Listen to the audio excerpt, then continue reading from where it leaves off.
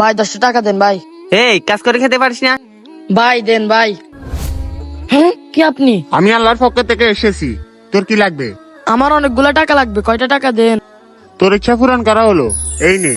হ্যাঁ এতগুলা টাকা? আল্লাহু আকবার। ভাই আমাকে ভিক্ষা দেন, আমি চোখে দেখি না ভাই ভাই।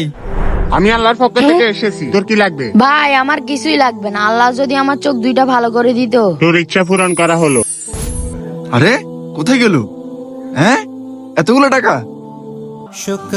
আরে বাবা দাঁড়াও, তোমার যে এত বড় বিল্ডিং, এত টাকা পয়সা, সবই আল্লাহর রহমত। তুমি কি আমাকে এক মুঠো খাবারের ব্যবস্থা করে দিতে পারবে বাপ? না না, আমার একটা জরুরি মিটিং আছে, এখন আমার হাতে সময় নাই, সরে দাঁড়ান।